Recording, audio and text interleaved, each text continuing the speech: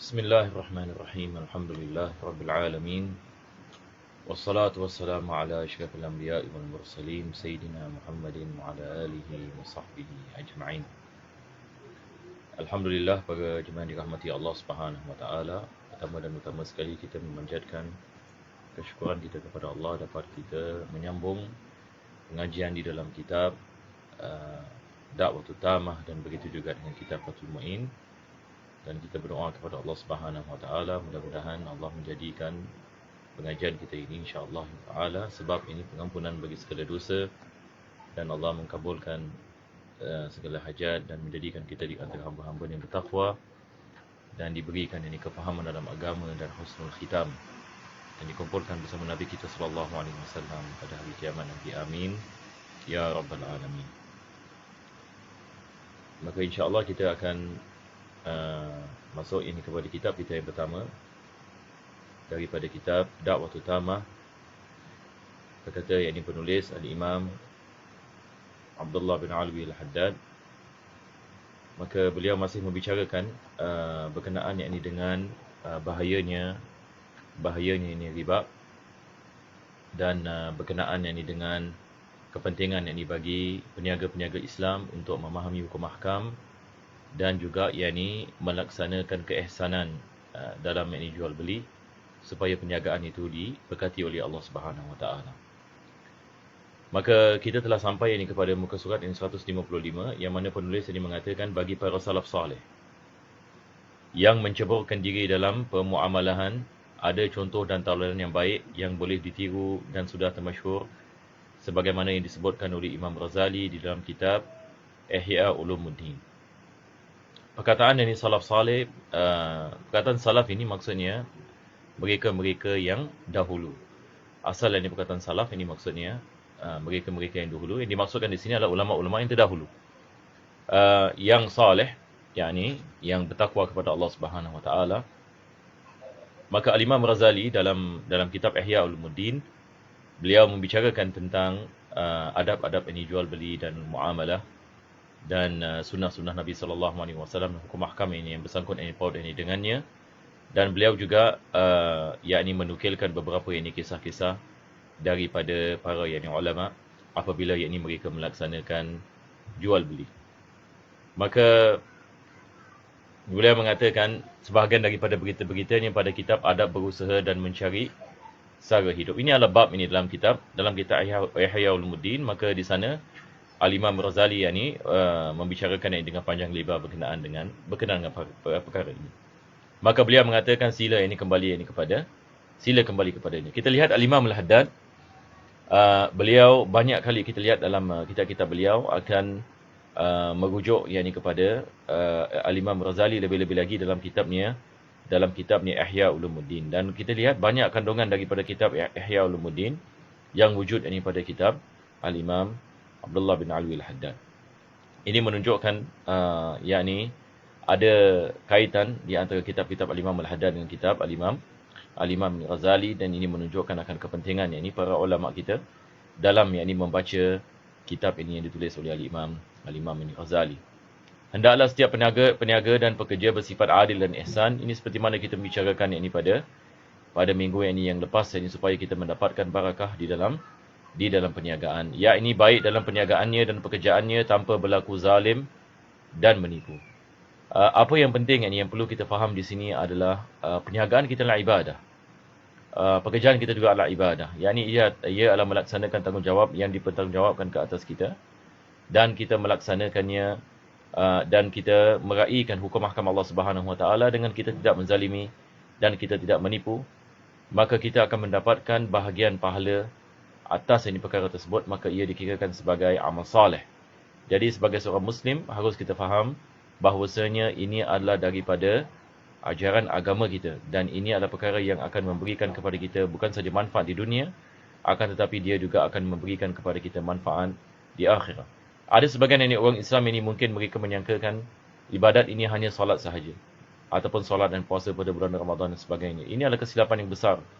Ibadat ini dalam Islam ini merangkumi kehidupan kita seharian, pekerjaan kita, perniagaan kita, muamalat kita, muasyarat kita apabila kita bergaul dengan orang, Dan begitu juga yakni dengan silaturahim, begitu juga dengan yakni mencari yakni rezeki yang halal dan sebagainya. Maka semua yakni perkara yang bersangkut dengan kehidupan kita, ia adalah perkara yakni yang peluang yakni ibadah di dalamnya. Allah memerintahkan kita untuk kita meraihkan hukum mahkamnya, yang mana apabila kita melaksanakannya, maka kita akan mendapatkan barakah dan kebahagiaan di dunia dan akhir. Mudah-mudahan Allah Subhanahu Wa Taala memudahkan kita semua, insya-Allah. Amin ya rabbal alamin. Sentiasa menasihati pelanggannya dengan benar, amanah dan jujur dan sebagainya dari yang biasa dilakukan oleh ahli taqwa dan ihsan. Maka ini adalah daripada perkara-perkara yang akan mendatangkan keridaan dari Allah Subhanahu Wa Taala. Sebagaimana yang diberitahukan oleh Allah Taala dalam kitabnya, fa'udzubillahi minasyaitonirrajim. Innallaha ma'al ladzina taqaw wal ladzina hum muhsinun. Yani Allah bersama mereka-mereka yang bertakwa dan mereka-mereka yang berlaku ihsan. Maka Allah yang bersama, yang maksudnya Allah merahmati. Allah Subhanahu Wa Taala ini merahmati mereka-mereka yang bertakwa. Allah menurunkan barakah, memberikan kebaikan kepada mereka dan mengampunkan dosa mereka apabila mereka melaksanakan perintah-perintah Allah dan meninggalkan apa ini dilarang oleh Allah Subhanahu Wa Taala kerana Allah, yakni dengan ikhlas. Kita melakukan segala-galanya, maksud kita melakukannya adalah untuk mendapatkan keridaan Allah Subhanahu Wa Taala. Ini adalah sifat seorang mukmin. Sifat ini seorang mukmin adalah dia melaksanakan segala-galanya untuk mendapatkan keridaan Allah Subhanahu Wa Taala, bukan untuk hanya mendapatkan keridaan manusia ataupun selain Allah. Akan tetapi seorang mukmin, dia adalah seorang yang tiap-tiap amalan yang dimelakukan, maka Allah adalah maksud baginya. Dan Allah Subhanahu Wa Taala bersama dengan orang bertakwa dan mereka-mereka yang ada sifat ihsan di dalam diri mereka. Hendaklah setiap peniaga dan pekerja apabila pelanggannya terkira orang yang bodoh atau orang yang sangat memerlukan barang yang dijualnya, jangan sampai dia mengambil kesempatan menjual barangnya dengan harga yang mahal. Ini semua adalah daripada hukum mahkam yang dijual beli dan juga adab-adab ini dalam jual beli. Yakni tidak dibolehkan bagi seseorang untuk mengambil kesempatan untuk menaikkan harga dan menyusahkan orang lain dan sebagainya. Yakni perkara-perkara ini seperti ini adalah perkara yang bercanggah dengan adab Islam. Mengambil kesempatan menjual barangnya dengan harga yang mahal, malah dia memandang apa yang lebih baik bagi maslahat pelanggannya itu. Mula-mula ditakdirkan jika pelanggan itu tergolong orang yang pintar membeli dan dia sangat arif tentang harga barang-barang, berapa harga yang patut dibelinya. Begitulah sewajarnya dia melakukan muamalahnya terhadap si pelanggan ini. Kalau tidak, maka dia akan terjerumus ke dalam bahaya dan bahaya dan dosa. Kita dalam bab jual beli ini, kita ada berkenaan dengan harga ini. Kadang-kala harga ini ditetapkan. Harga bagi sesuatu barangan, iaitu ditetapkan oleh penguasa. Ini boleh berlaku pada zaman Sayyidina Al-Khattab radhiyallahu an. Maka beliau menetapkan beberapa harga bagi beberapa barangan supaya perkara tersebut dapat dimiliki oleh mereka-mereka harta yang miskin. Maka supaya tidak ada kezaliman yang berlaku, tidak ada penipuan yang berlaku, maka tidak dibolehkan bagi seorang berniaga untuk mengambil kesempatan kebodohan pelanggannya untuk menaikkan harga yang dengan tidak sepatutnya. Maka di sini ada syubhah ataupun kita mengatakan ada gharar. Dalam bab menjual beli kita panggil gharar, iaitu penipuan. Penipuan kita melihat kepada kebodohan ataupun apa kita mengatakan pelanggan tidak mengetahui nilai sesuatu perkara, maka kita mengambil kesempatan kebodohannya dan kita menaikkan harga. Dalam hukum jual beli kita panggil bai'ul gharar, jual beli dengan penipuan. Maka dan juga sebagian ulama kita mengatakan al-ghubnul fahish, iaitu penipuan dengan menipu dengan menaikkan harga dan mengambil kesempatan daripada kebodohan si pelanggan. Maka ini perbuatan yang diharamkan di dalam Islam, tidak dibolehkan baginya melakukannya. Kerana itu dia akan terhitung di antara orang yang mengutamakan dunia daripada akhirat, dan di antara orang yang tiada menyukai bagi saudaranya apa yang disukai bagi dirinya. Ini berdasarkan dengan hadis Nabi SAW, la yu'minu ahadukum hatta yuhibba li akhihi ma yuhibbu li nafsihi. Maka ini bercanggah dengan apa yang disebutkan oleh Nabi SAW. Ini semua adalah daripada sifat-sifat, masya-Allah, daripada akhlak ini Nabi SAW. Mudah-mudahan ini Allah memberikan kepada kita taufik dan hidayah, dapat kita mempunyai akhlak ini yang mulia ini. Mudah-mudahan Allah Subhanahu Wa Taala memudahkan kita dan membukakan bagi kita pintu-pintu kebaikan. Amin ya rabbal alamin. InsyaAllah pada minggu yang akan datang kita akan membicarakan yang seterusnya. Penulis ini mengatakan kisah yang menunjukkan amanah dan berhati-hati dalam muamalah. Maka beliau akan mendatangkan beberapa kisah dalam perkara ini. Jadi insya-Allah taala untuk ini kita akan masuk kepada kitab kita yang seterusnya.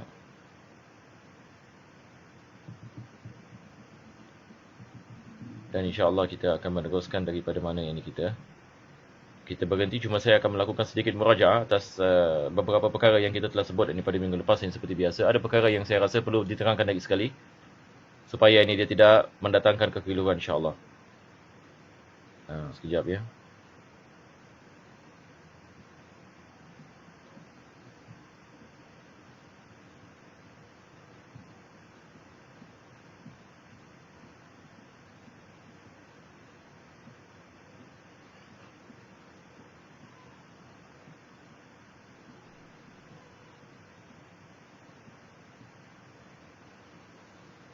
Jadi insya-Allah kita kembali kepada kitab kita.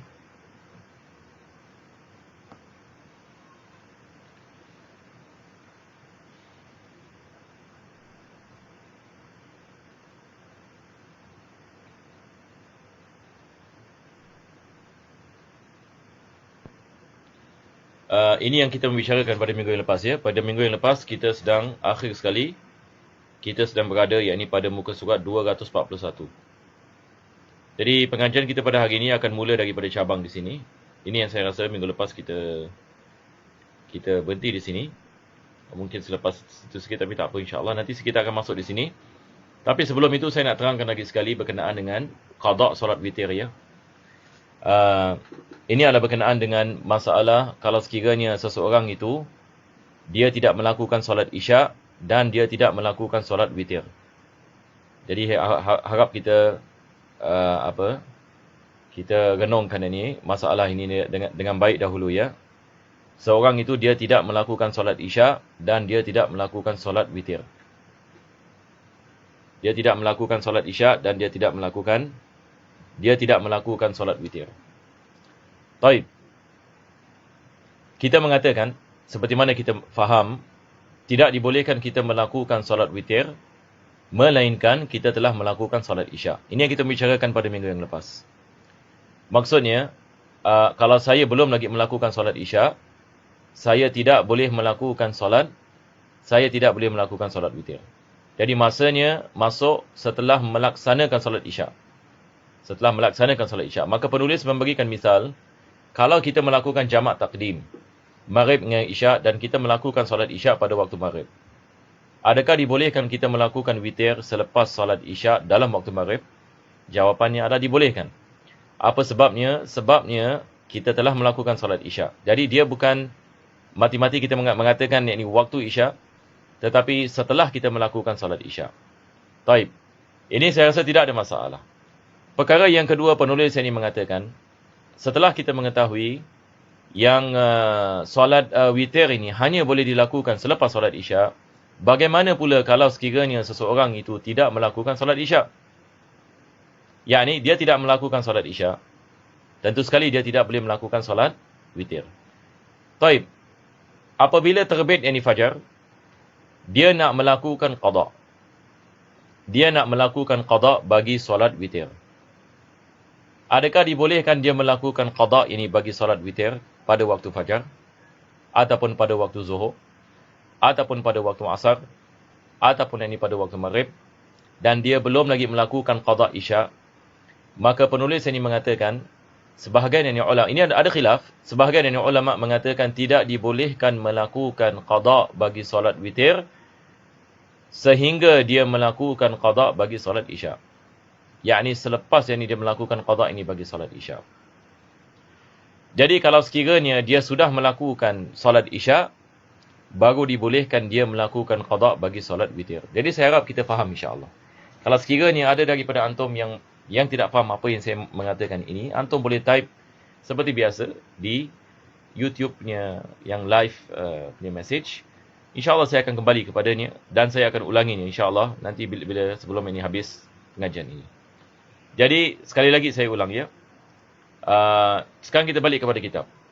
Supaya antum tahu ini saya berada di mana sekarang ya. Baik, kita baca sekali lagi. Penulis ini mengatakan walau kharajal waktu. Ini di sini ya. Iskalnya di sini.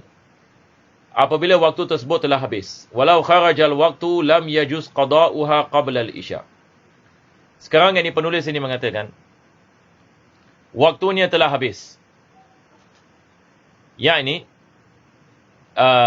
waktu bagi melakukan solat witir. Maka tidak dibolehkan melakukan qada sebelum melakukan solat isya.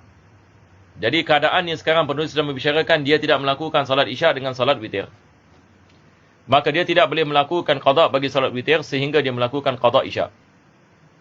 Hukum ni sama seperti rawatib ba'diyah. Satu orang ini misalan, dia tidak melakukan ba'diyatul zuhur. Dia tidak melakukan solat zuhur dan ba'diyatul zuhur. Dan dia nak melakukan qada. Maka dia nak kena solat zuhur dahulu baru dia melakukan ba'diyatul zuhur. Tapi di sini selepas itu dia mengatakan khilafan lima rajjahahu ba'duhum, sebagian ulama mengatakan tidak ada masalah sebab dia adalah solat qada. Kita boleh melakukan solat witir sebelum ini solat isya. Walau bana butlanu isya'i, selepas itu dia mengatakan, nanti kita baca bahasa Melayunya dulu ya. Apabila waktu tersebut telah habis, maka tidak boleh diqada sebelum isya. Sebagaimana solat rawatib ba'diyah. Lain halnya menurut pendapat sebagian ulama yang memenangkan kebolehannya. Ini seperti mana saya mengatakan ada khilaf. Baik, jadi saya rasa tidak ada masalah. Selepas itu penulis ini mengatakan, walau bana butlanu isya'ihi ba'da fi'lil witri awi tarawih waqa'a naflan mutlaq. Ini saya rasa tidak ada masalah, kita pun telah menerangkan. Ini mudah, ini nak faham. Kalau solat isya tidak sah, maka solat witir menjadi nafil mutlak. Yang ini kita kena solat witir sekali lagi. Betul ke tidak? Sebab ini waktu dia belum masuk. Ternyata solat isya kita yang ini tadi tidak sah. Jadi dia mengatakan apabila jelas mengetahui bahawa solat isya ni tadi batal, baru setelah selesai menjalankan solat witir ataupun tarawih. Sebab tarawih pun kita mengatakan waktunya masuk yang ini selepas ini solat isya. Maka solat-solat ini dihukumi sebagai solat nafil mutlak. Maka dia kena melakukan solat isya dan selepas itu baru dia melakukan solat witir ataupun tarawih. Taib. Jadi pengajian kita akan mula pada hari ini di sini ya. Jadi penulis mengatakan cabang sunnah bagi orang yang percaya akan bangun dari tidur sebelum terbit fajar, baik percaya atas diri sendiri ataupun dengan dibangunkan orang lain agar menundur seluruh solat witir, bukan yakni tarawih. Yang ini di sini penulis mengatakan kalau sekiranya seorang itu dia yakin yang dia boleh bangun malam yakni sebelum solat subuh, sebelum ini waktu subuh, maka lebih afdal dia melambatkan solat witirnya pada akhir malam. Disunatkan baginya untuk melambatkan solatnya pada akhir malam disebabkan akhir malam ini ada kelebihannya yang tertentu dalam melakukan solat.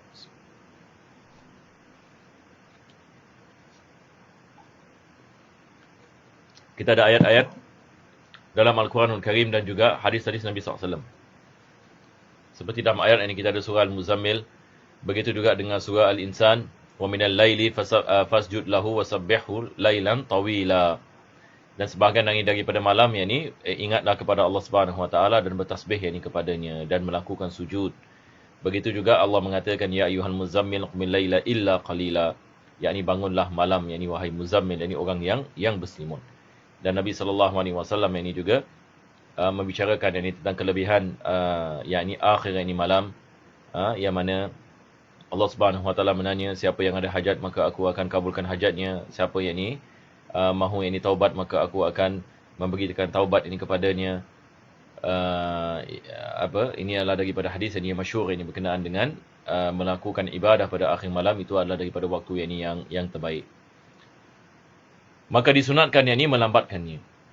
Maka penulis yang ini mengatakan ayu akhira witra kullahu, tapi la tarawih. Ini bukan tarawih. Sunnah bagi orang yang percaya akan bangun dari tidur sebelum terbit fajar, baik percaya atas diri sendiri ataupun dengan dibangunkan orang lain agar menundur seluruh solat witir, bukan yakni solat tarawih, sampai lewat awal yakni waktu malam. Sekalipun penundaan seperti ini mengakibatkan tertinggal yakni jamaah di bulan Ramadan, ini juga kita telah bicarakan minggu lepas ya. Hal ini berdasarkan hadis yakni Bukhari dan Muslim, jadi kerana akhir solat malammu itu solat yakni witir. Maka di sini penulis membezakan yakni solat witir dengan solat tarawih. Solat tarawih tidak disunatkan kita melambatkannya sehingga kita tertinggal jamaah. Lebih afdal yakni kita melakukan solat tarawih dengan berjamaah. Manakala solat witir disunatkan kita melambatkannya walaupun tertinggal jamaah. Walaupun yakni kita tertinggal jamaah yang melakukan pada awal waktu, maka kita disunatkan yakni melambatkannya yakni pada akhir malam.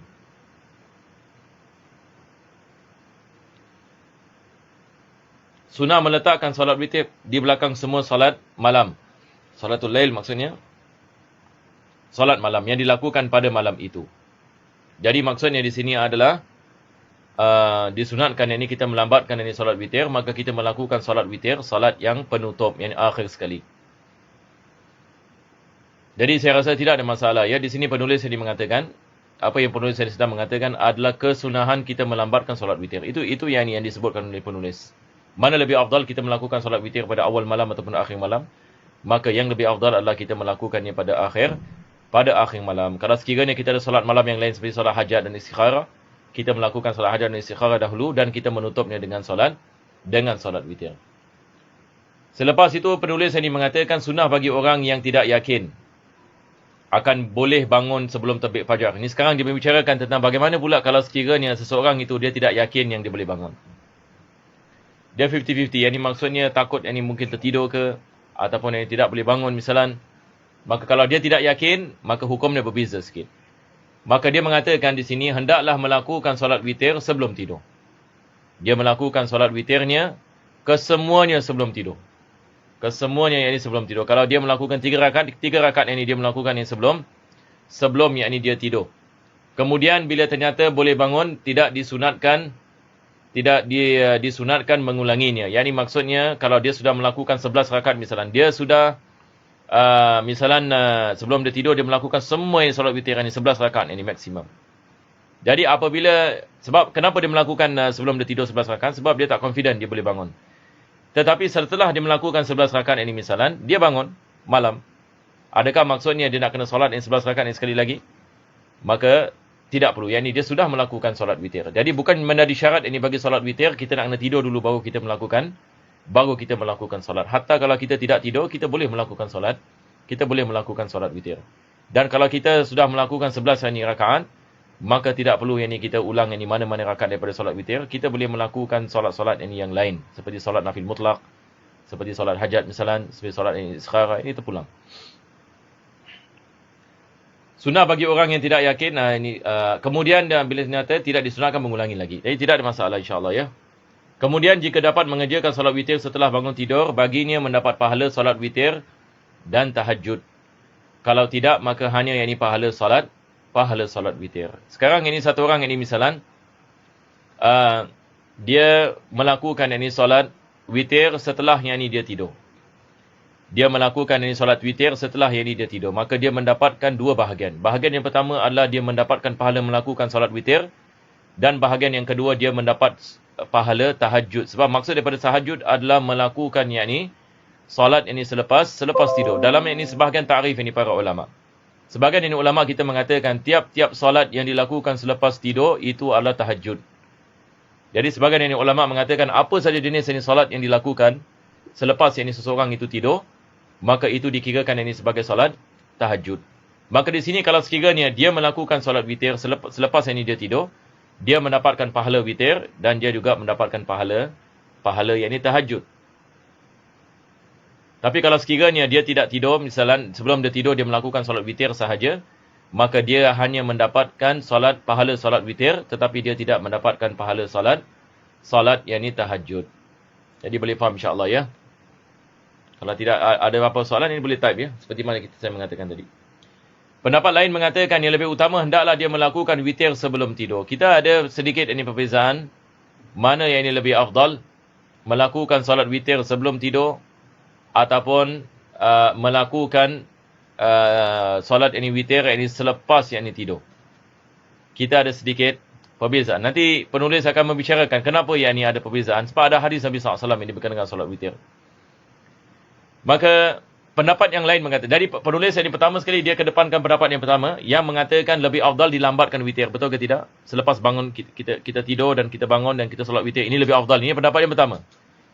Ini adalah yang lebih afdal yang mengatakan. Selepas itu dia mengatakan ada yang ini pendapat yang kedua yang mengatakan lebih afdal solat witir dahulu baru tidur.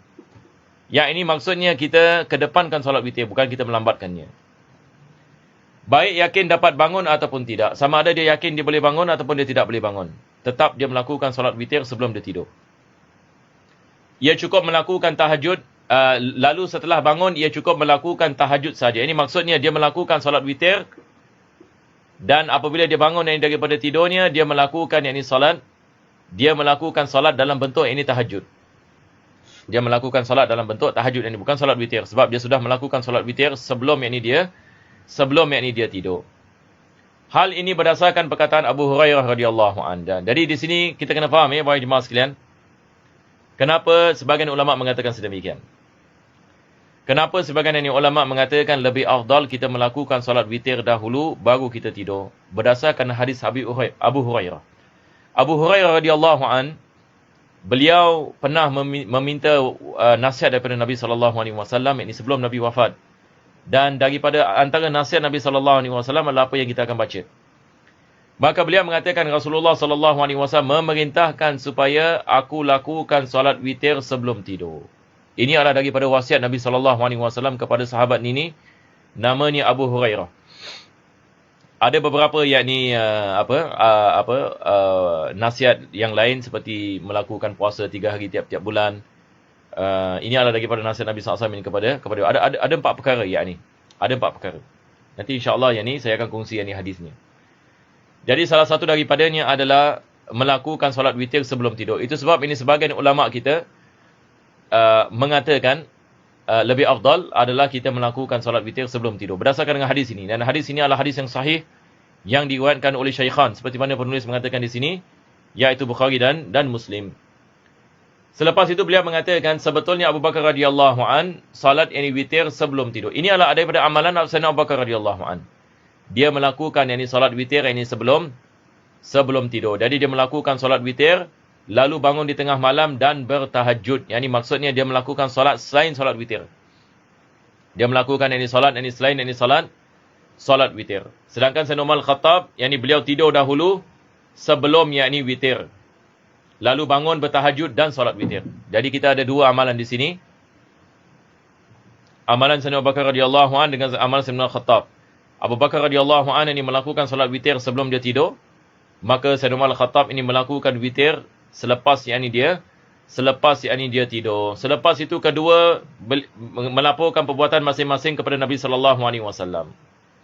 Jadi ini Nabi masih hidup lagi. Mereka melakukan solat witir seperti ini.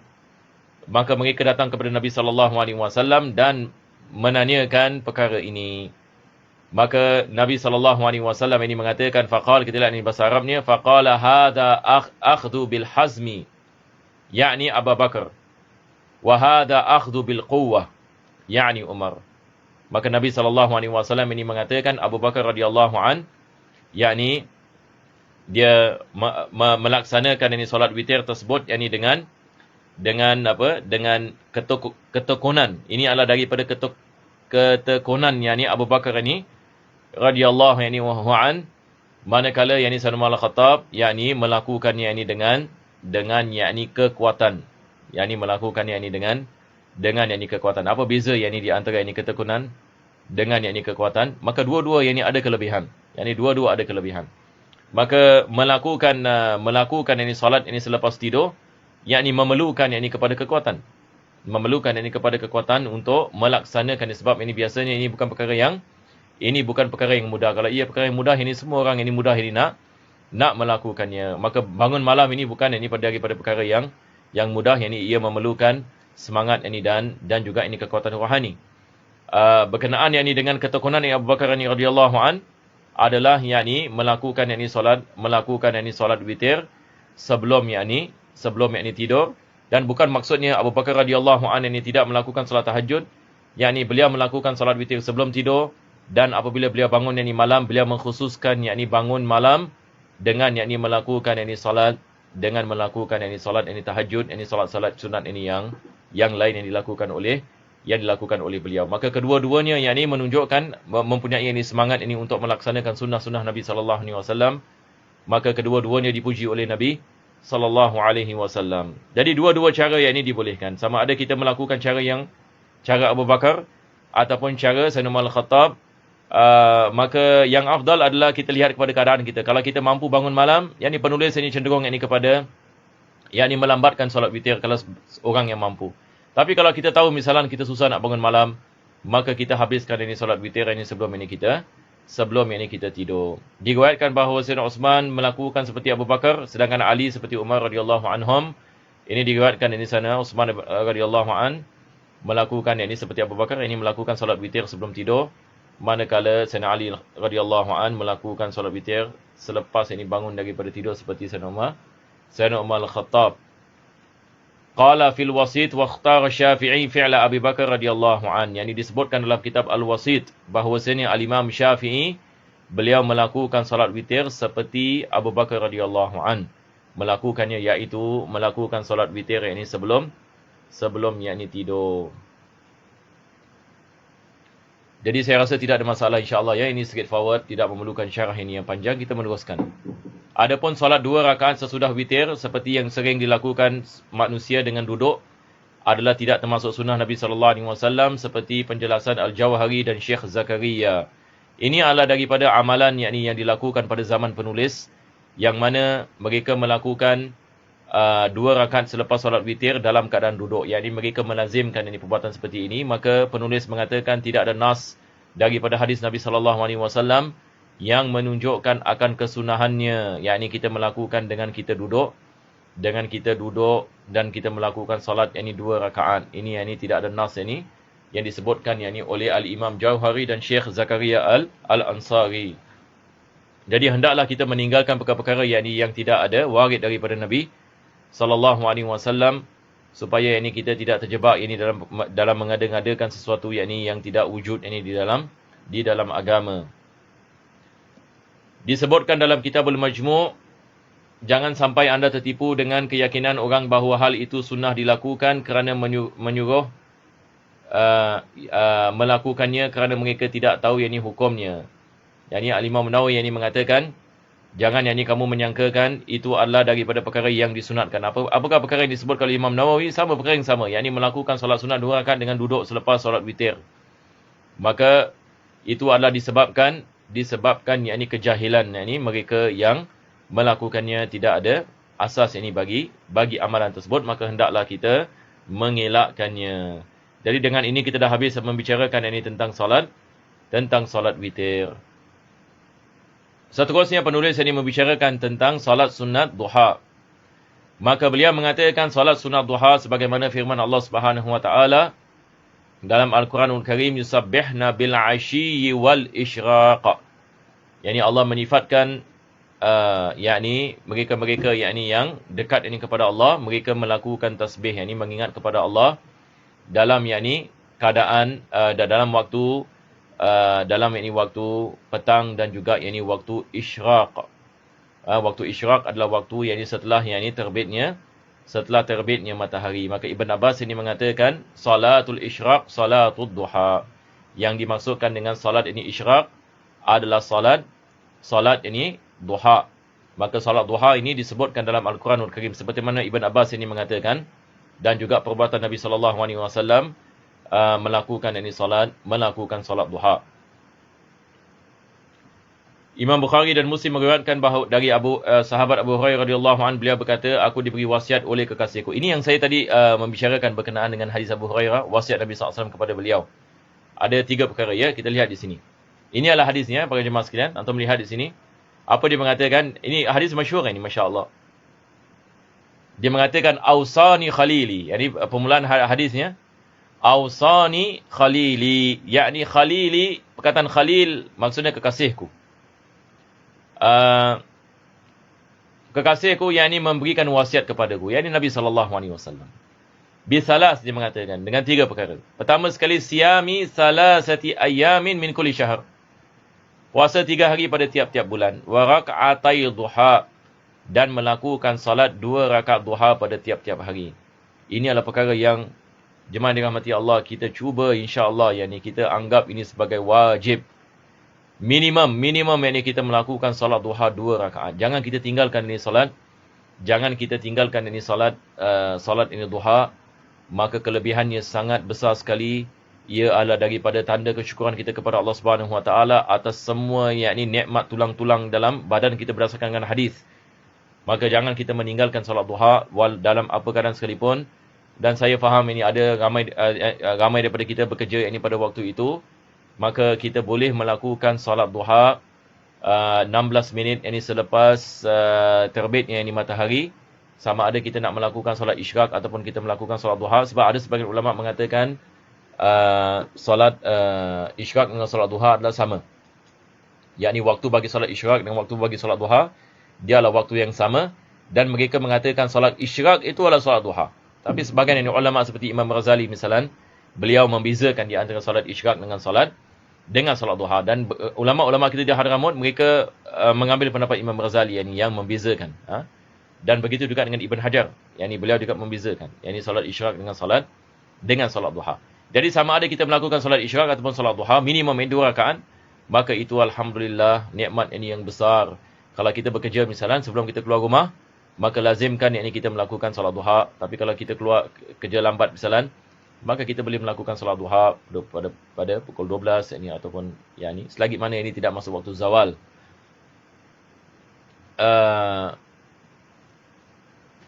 Selepas itu beliau mengatakan wa rak'atai duha 2 rakaat duha wa ayyutira qabla an anam. Ini yang seperti mana tadi kita mengatakan solat witir sebelum tidur ya. Abu Hurairah radhiyallahu anhu ini dia mengatakan dia diwasiatkan Nabi SAW untuk melakukan solat witir sebelum ini tidur. Itu sebab sebagian ulama cenderung kepada pendapat ini berdasarkan dengan wasiat Nabi sallallahu alaihi wasallam ini kepada Abu Hurairah, dan begitu juga amalan khulafa Rashidin seperti Abu Bakar dan Uthman.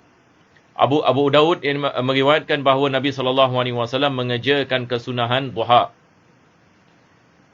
iaitu solat duha 8 rakaat, dan setiap 2 rakaat dengan 1 salam. Yakni sebahagian ulama kita mengatakan maksimum bagi solat duha 8 rakaat. Dia tidak boleh lebih daripada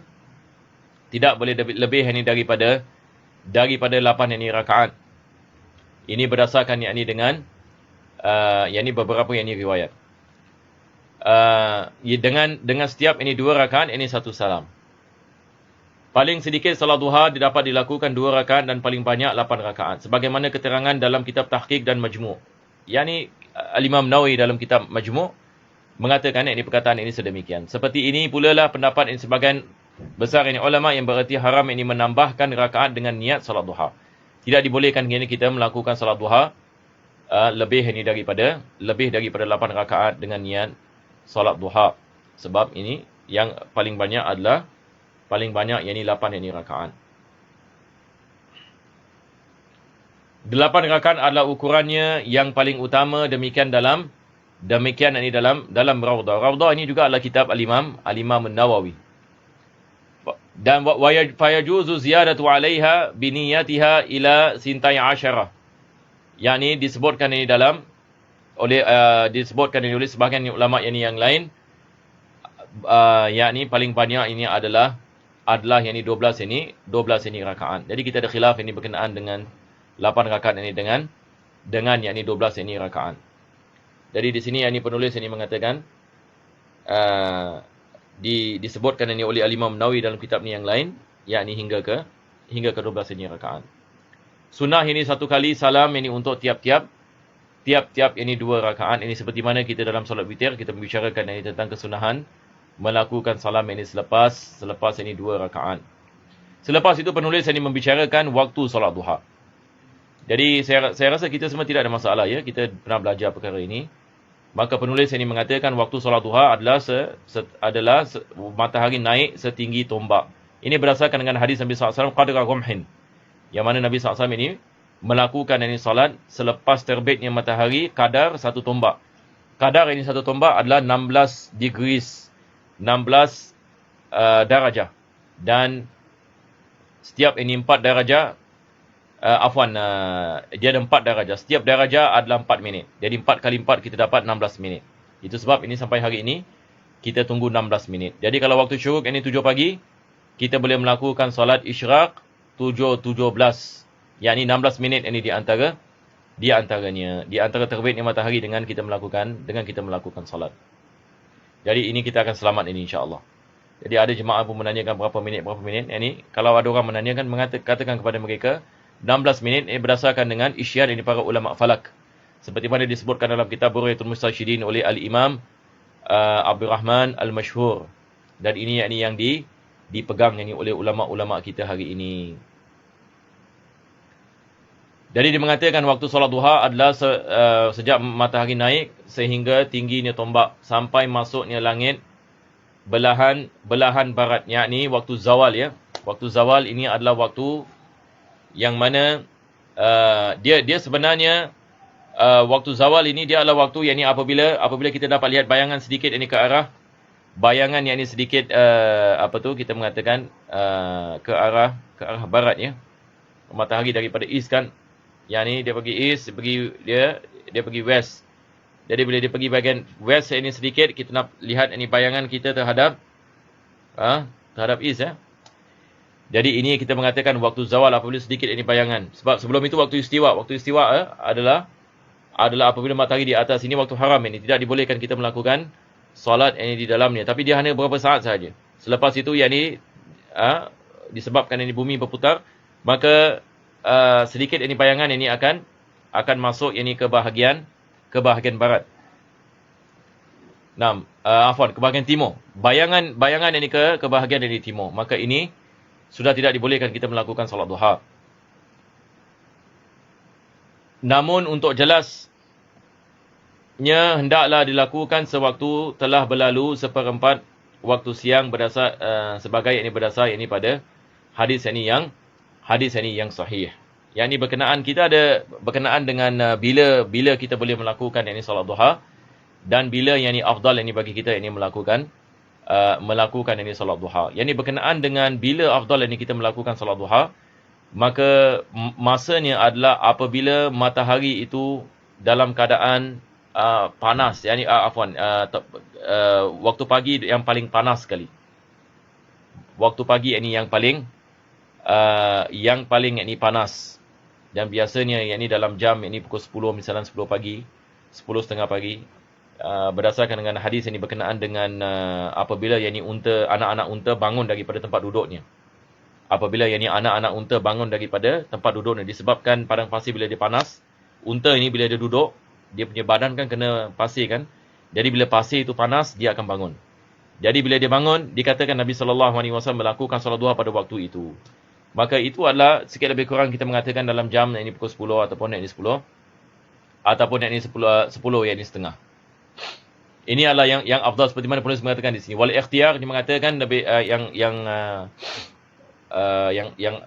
yang dipilih ini adalah melakukannya seperempat ini daripada waktu siang ini dalam lingkungan pukul 10 pagi ataupun 10 lebih.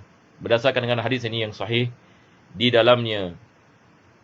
Apabila fadilah mengakhirkan salat duha sampai seperempat hari bersamaan dengan fadilah penunaian di masjid, bila tidak ini diakhirkannya, maka hendaklah yang lebih utama dimenangkan fadilah mengakhirkan sampai berlalu seempat hari, sekalipun kemudian tidak dapat dilakukan di masjid. Di sini penulis ini sedang membicarakan mana lebih afdal, kita meraihkan waktu ataupun tempat. Kita nak melakukan salat duha, adakah lebih afdal kita melakukan salat duha pada waktunya yang afdal, ataupun kita melakukan salat duha di masjid tetapi bukan pada waktu pada waktu yang afdal. Maka jawapannya adalah kita melakukan salat duha pada waktunya yang afdal. Ia lebih dikedepankan daripada melakukan salat duha di tempat yang afdal, iaitu di masjid.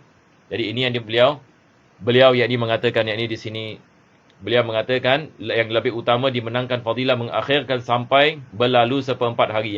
Seperti mana kita mengatakan waktu yang paling afdal melakukan. Dalam jam 10.30 gitu. Kemudian sekalipun kemudian tidak dapat dilakukannya di masjid.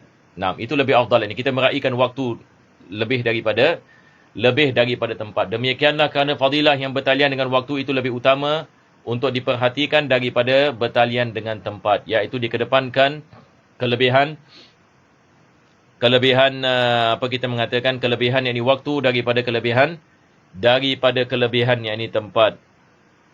Selepas itu penulis ini mengatakan disunatkan kita baca surat Duha dan surat Syams dalam yakni solat yakni duha. Yakni rakaat pertama kita baca Asy-Syamsi wa duhaha, rakaat yang kedua wa duha wal laili idza saja. Sementara hadis lain menyebutkan surah Al-Kafirun dengan ikhlas. Ini kebanyakan hadis membicarakan solat sunat ini kita mendatangkan Al-Kafirun dengan yakni ikhlas. Dari berbagai wajah yang dimasukkan di sini adalah pendapat ashab Syafi'i, ya. Wajah yang dimasukkan di sini adalah pendapat ashab Syafi'i. Yang sebahagian daripada ashab Syafi'i mengatakan dua rakaat ini isyraq adalah daripada salat ini duha. Yani ini yang seperti mana saya mengatakan tadi, sebahagian ini ulama dalam mazhab Syafi'i mereka mengatakan solat isyraq adalah solat duha dan duha adalah isyraq. Isyraq adalah duha dan duha adalah isyraq. Akan tetapi beliau mengatakan lain halnya pendapat Al-Imam Ghazali dan mereka-mereka yang mengikutinya. Sebab ini Al-Imam Ghazali membezakan salat isyraq dengan salat duha. Jadi apabila masuk waktu isyraq, iaitu setelah terbitnya matahari, ini adalah waktu ini salat isyraq.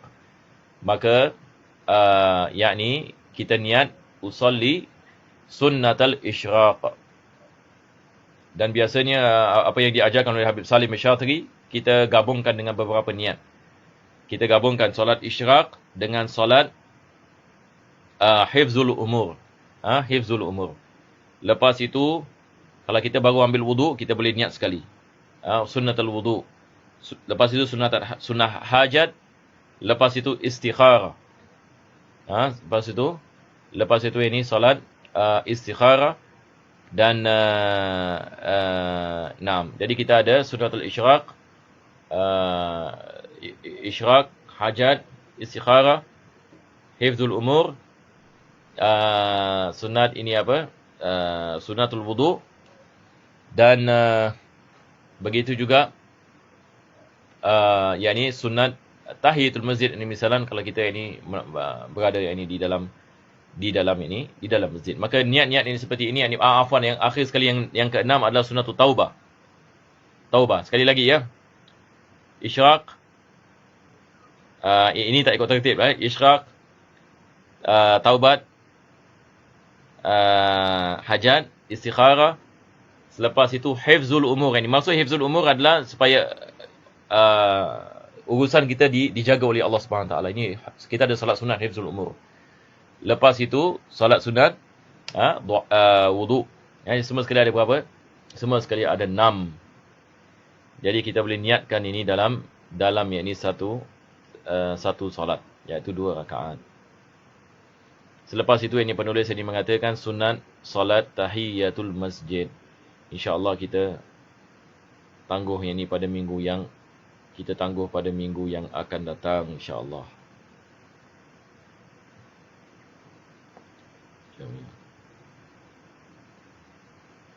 Jadi nampaknya tidak ada soalan, ya. Jadi insyaAllah ini kita berhenti di sini dengan kita berdoa kepada Allah Subhanahu Wa Taala. Bismillahirrahmanirrahim. Alhamdulillahirabbil alamin. Allahumma shalli wa sallim ala sayyidina Muhammad wa ala ali sayyidina Muhammad. Allahumma inna nas'aluka ziyadatan fid din, barakatan fil amr, sihhatan fil lisan, wasi'atan fil rizq, wa tawbatan qabla al-maut, syaratan minal maut, maghfiratan ba'da al-maut, sa'atan min sama, amanan min 'adab, nasiban min al-jannah, warzuqna an-nadha ila wajhikal karim sallallahu alaihi wasallam Muhammadin wa ala alihi wasallam. Alhamdulillahirabbil alamin. Taqabbalallahu minkum. وحسن خواتيمي ويستسقى الغمام